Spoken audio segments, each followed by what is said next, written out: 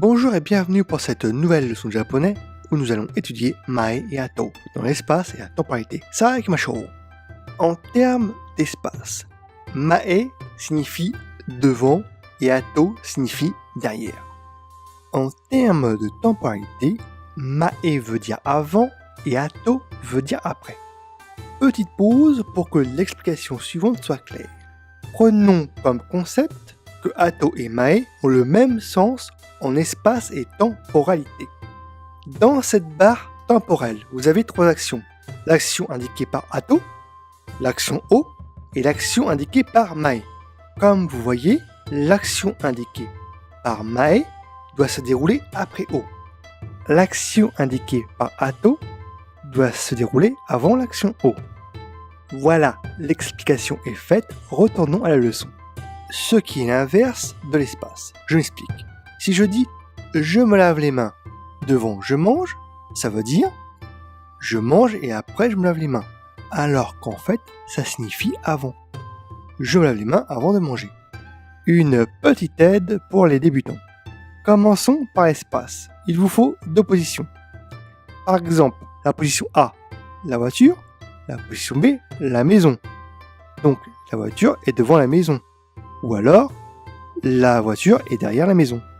Maintenant, passons à la temporalité. Pour ça, il faut que mae et ato soient encadrés d'une action. Une action est tout simplement une phrase avec un verbe. Exemple, action C, se laver les mains.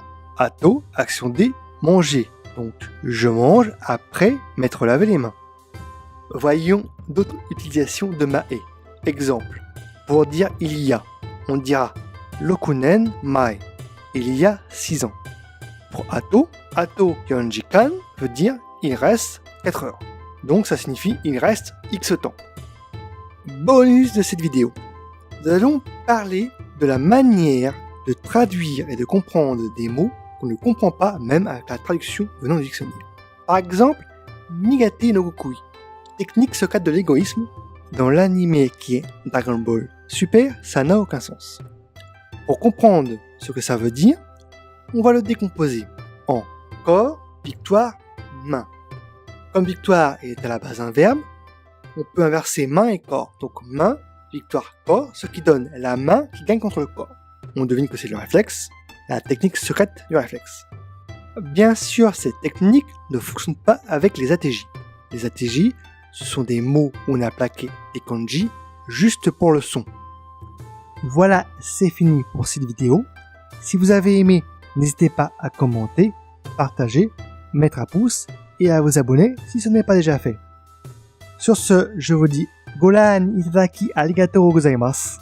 Sur la prochaine vidéo, on parlera de Boelu et de Omoidasu. Matane!